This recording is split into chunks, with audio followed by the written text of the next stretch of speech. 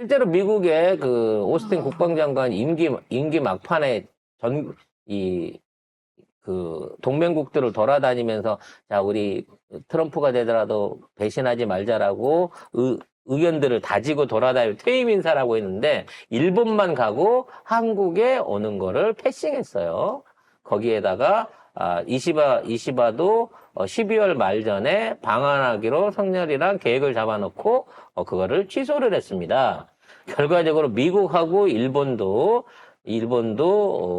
손절을 놓고 있는 상황에서 만일에 무리하게 윤석열이 그와 같은 국지적 도발을 감행하거나 감행하려는 의사를 확인하게 된다고 치면 진짜 미국과 미군이 가만히 있지 않을 것이다 라는 생각이 듭니다. 네.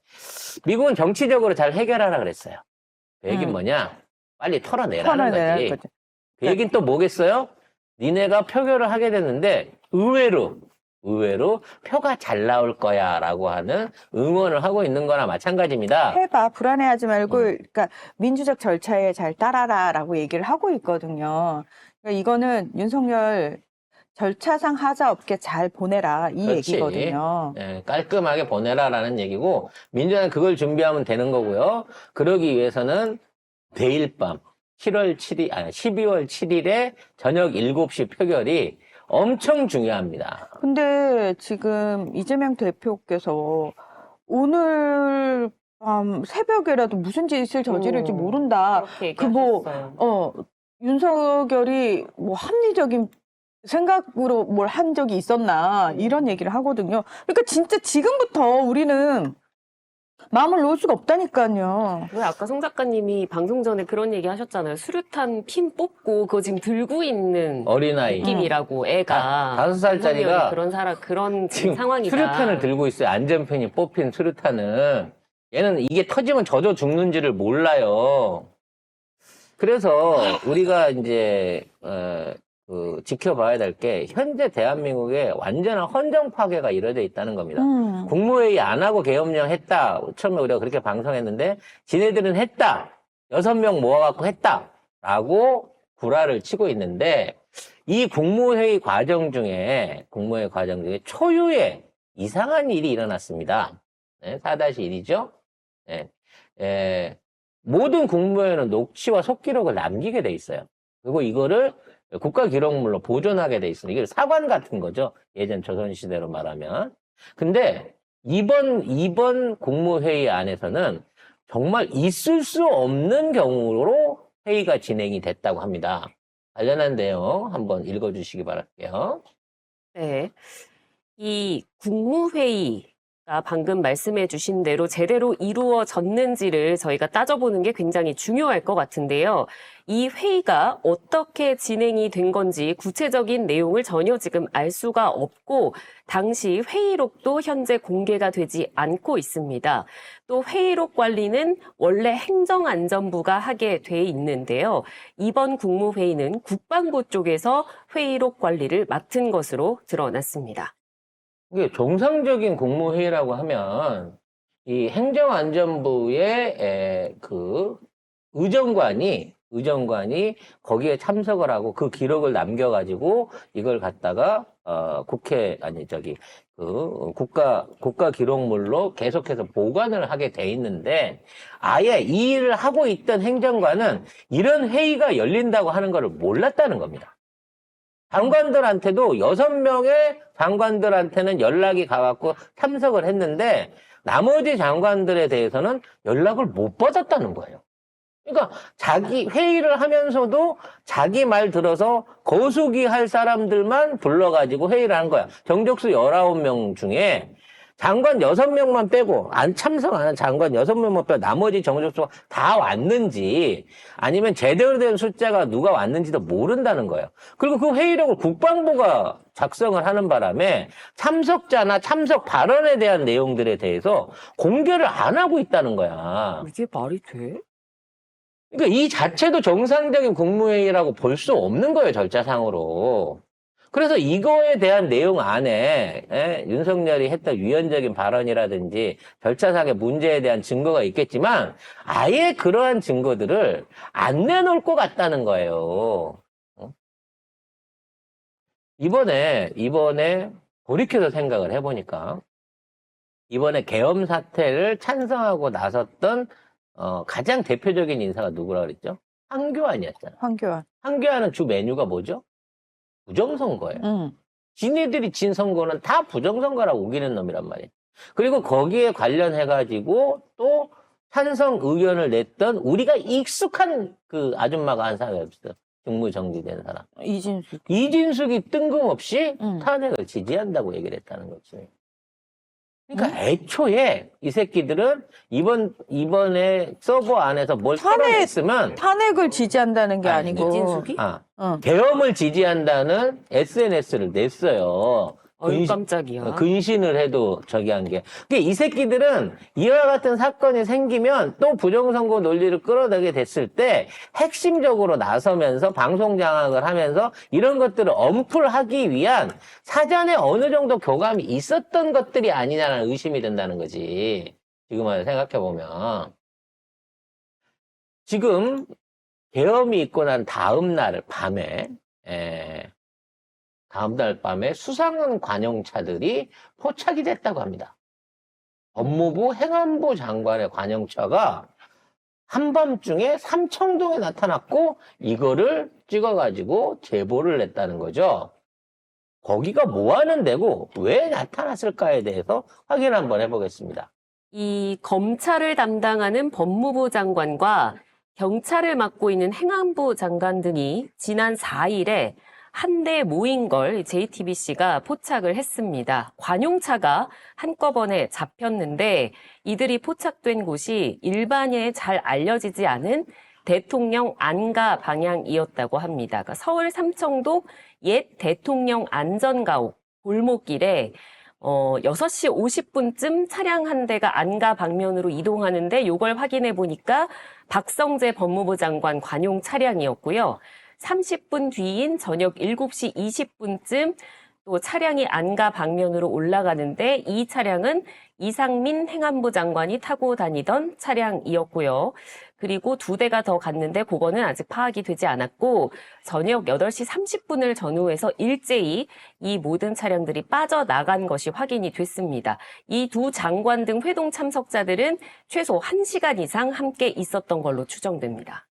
여기에 윤석열이 없으면 이 모임이 성립이 안 되죠. 그렇죠. 대통령 안가이기 때문에 요즘은 누가 안가에서 정치를 안 합니다. 문재인 정부 때는 안가에서 누구 만나고 장관 만나고 하는 게 있었어요? 예전 같으면 청담동에서 만나던 것들이 갑자기 안가로 밤 7시에 모여가지고 그 껌껌한 데서 뭔가 1시간 동안 국리를 했다는 겁니다. 그 국리가 무슨 국리일까요?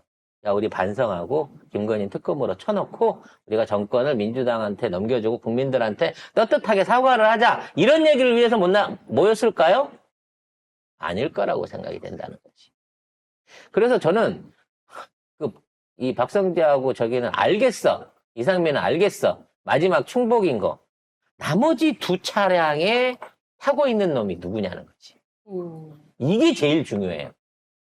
이게 만일에 총리 나부랭이면은 모르겠는데, 우리 애봉이 아빠한테 충성 맹세를 들으려고 했다거나, 아니면 아무 참석 이외에 의미가 없는 통일부 장관이나 이런 새끼들이 왔다 그러면 그냥 단순하게 지네들끼리 모의해서 끝나겠구나 하고 생각을 말겠는데, 여기에 군 수뇌부의 역할을 해야 될 사람, 내지는 추모 댕긴다고 하면 김용희 의원이가 만일에 여기 어떤 형태로든지 참가를 했다 그러면 이건 100% 2, 3일 안에 제2계엄이 터진다는 얘기예요.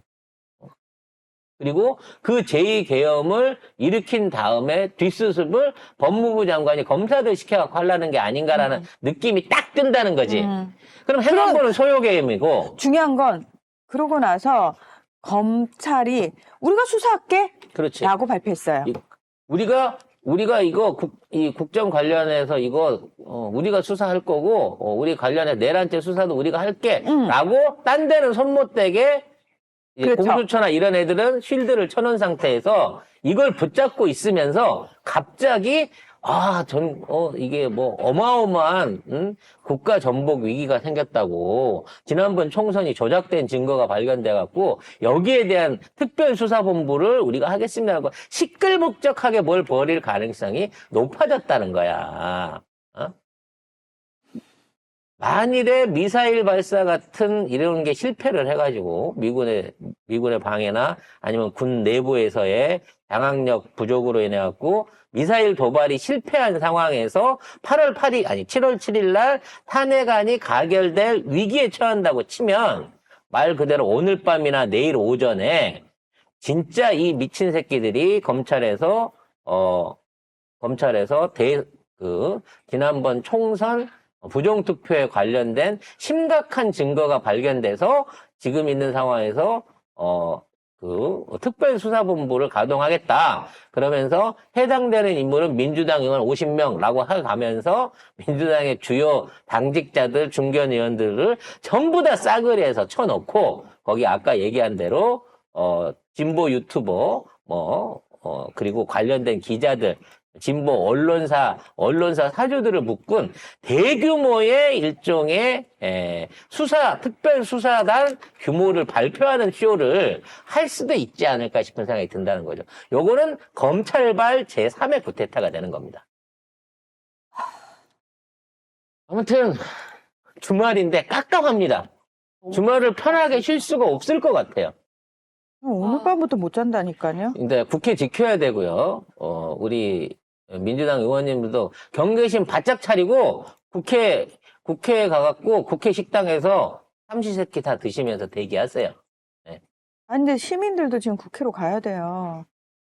관련해서 나 이 새끼가 아직도 방심위원장인지 몰랐는데 유일임 방심위원장이 뜬금없이 탄핵 찬성하는 문자 사이트에 대해서 지네가 직권으로 삭제를 결정을 했다고 합니다. 6-2번이죠. 네. 일단 기사를 띄워드리고 읽어드리도록 하겠습니다.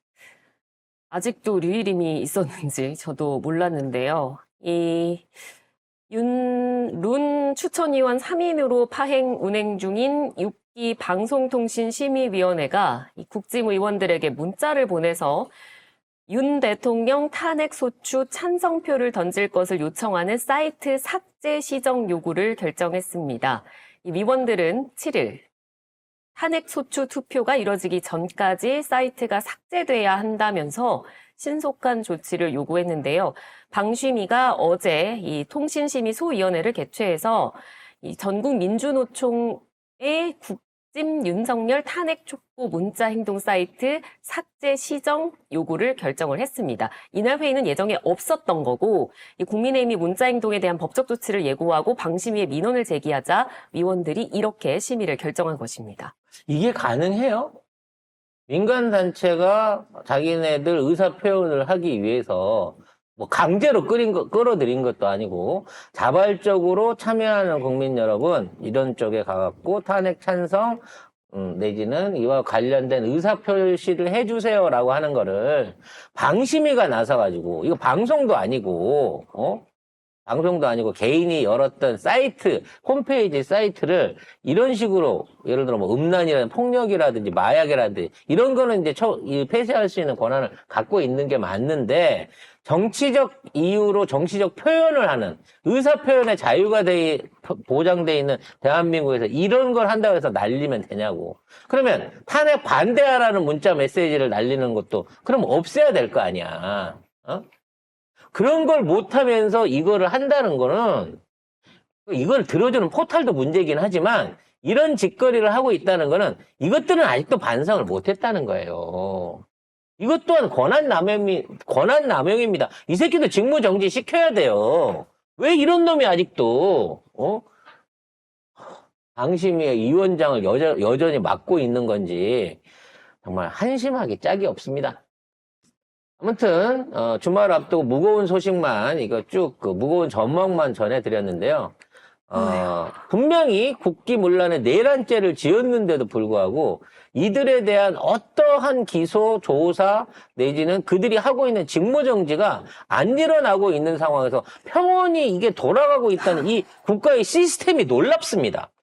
예? 외국에서 쿠데타를 일으켰다가 실패한 사람에 대해서 어제 실패한 쿠데타는 죄가 아니니까 해프닝이니까 오늘도 정상 근무해 이제 다시는 그런 짓 하면 안 된다 라고 하는 걸로 끝날 수 있는 나라가 어디가 있습니까? 사실 이거는 사법을 떠나서라도 진짜 아랍 국가 같은 돌 맞아 죽을 행위예요. 이런 짓거리를 한 놈들에 대해서는. 근데 그 부역자들이 멀쩡하면 또 해. 또 해서 성공하면 네 세상이고 못하면 해프닝으로 끝나는 거니까 걱정하지 말고 해라고 얘기하는 거랑 뭐가 다르냐는 거예요.